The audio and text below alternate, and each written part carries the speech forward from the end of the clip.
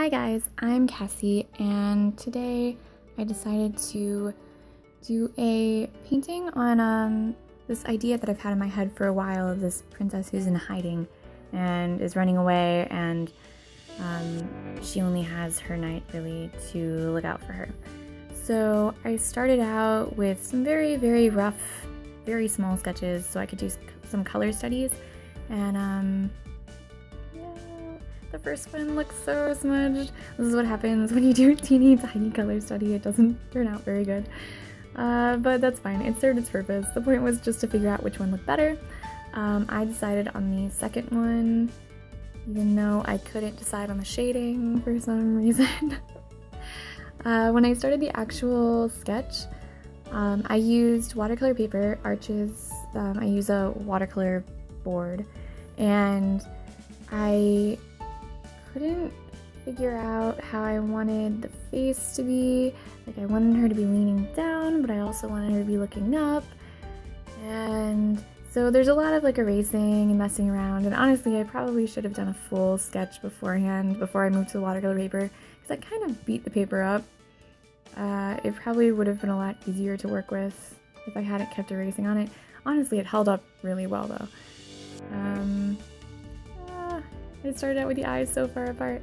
Anyway, when you're doing your sketch, you don't really have to worry about that stuff anyways, because, you know, you fix it all, you just keep checking, using a mirror, and I took pictures of my hands because I couldn't get the hands right.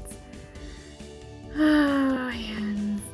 And then I decided I wanted to have this huge crystal, and instead of the knight being in the actual picture to where you could see him full on, I wanted to have this crystal, and you would see him with the crystal, like through the crystal. It would be a reflection instead of him just being there. The trees took forever. Drawing trees is so tedious. It was a lot of fun, to be honest. It was really fun doing the like interlacing tree branches and everything. But there, I fixed her eyes, thank God. Made them closer together. The hair was a challenge, deciding like how I wanted the hair to look, and at first I wanted it to be straight and be like behind her shoulders, and I was like, no, I'll bring it forward because it would look better if it was caught in the wind a little bit, and kept changing it. So I think I changed it again after this too. I'm sure it will come back around. But finally finished the trees. It felt like I had a pretty good grasp on what I was doing. And then decided after I started doing the masking fluid and was pretty much ready to go, I was just like, oh, wait, this dress looks off-center. Of course, again, it was just the crystal. For some reason, the crystal, since it's so lopsided, it just made her body proportions look really strange. So I had to keep measuring things to make sure that they were actually accurate, you know, sight measuring. And so it made it kind of frustrating. Like, I kept painting things and then I was like, wait, this is wrong. Oh, now I have to paint over it. That's okay, it happens. I love doing big splotches of paint, like doing her skin and then doing this tree. It's very relaxing, and it just kind of, it's really easy. Like, you go on it first and you do like this clear water coat, just water, and then you go through and you just kind of splotch down pieces of paint, and it blends really well and looks really fun, and you can kind of make it as light or as dark as you want because you can use paper towels. And I screwed up her one eye. It was so frustrating. I screwed it up so quickly. But yeah, so doing big areas is a lot more fun, I think, than doing small areas. But I had a lot of fun doing her hair too. Hair is always fun. Honestly, this part is the tedious part. It's kind of just going through, and you put in some color here, and you want to do shading so slowly, building up the shades and making it look right, and making sure you're not doing too much at once. But, you know, turned out alright. The lips, I redid the lips like 6 times.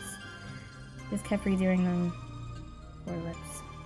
Yeah, so after doing the one tree, I decided that I needed this background. I'm not really sure why I didn't do it first, because I knew I wanted this like light green to dark green, kind of bluish teal almost background.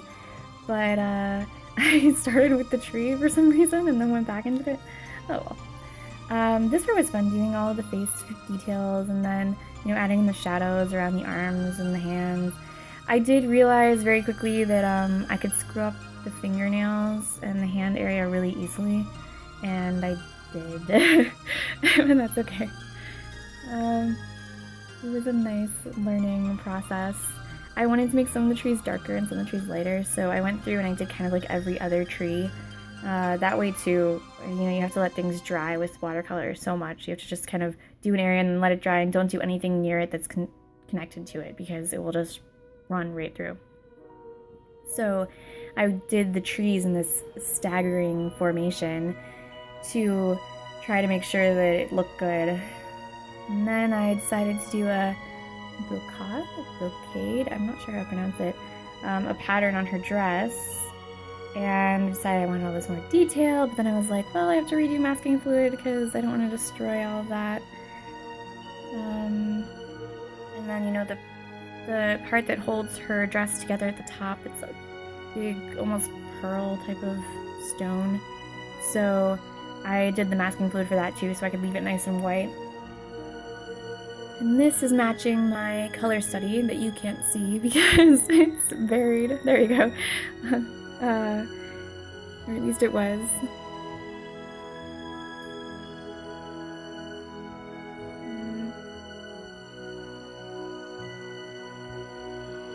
Shading in the arms and just like doing the gradual shading. It took a lot of time, but I think it's very rewarding if you do gradual shading instead of jumping to dark shades, kind of like I did there.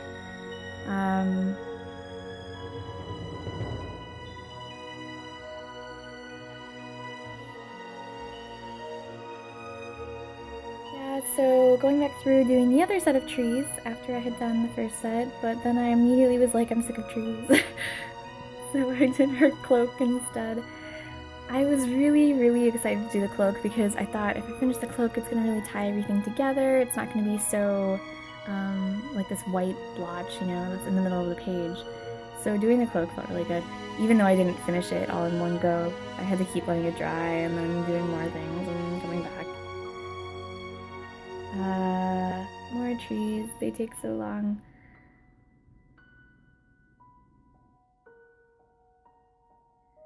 I sort of screwed up the cloak at first with one of the trees because I didn't let the cloak dry, and I did a tree that was connected to it. Oh, and that was where I screwed up the arm.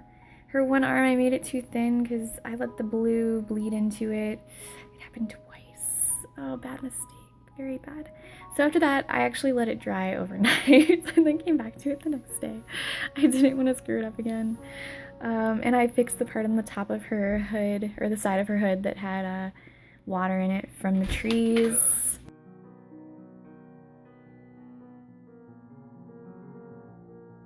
And then after that, it was just, again, going back through and doing a lot of shading.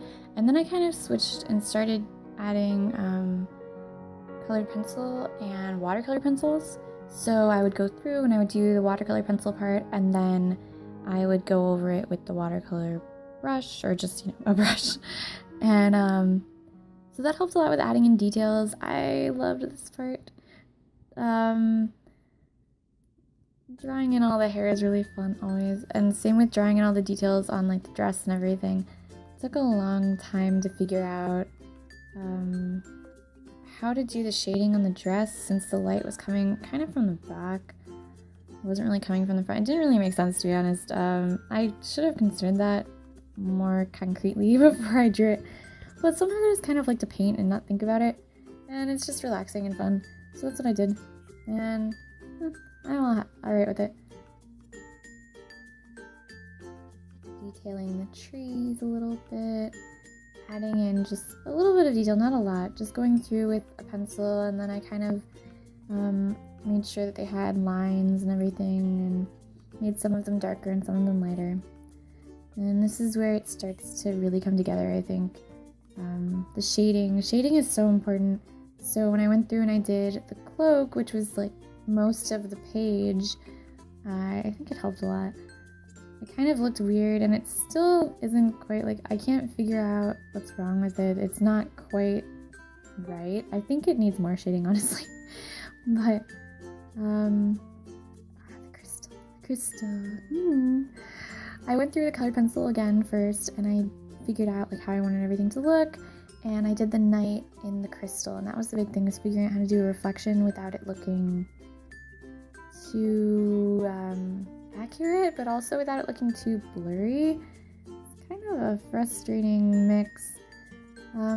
So yeah, I just kept going over it. And then I used more color pencil with darker stuff and went over everything. This is with a white gel pen, just to bring out all the highlights.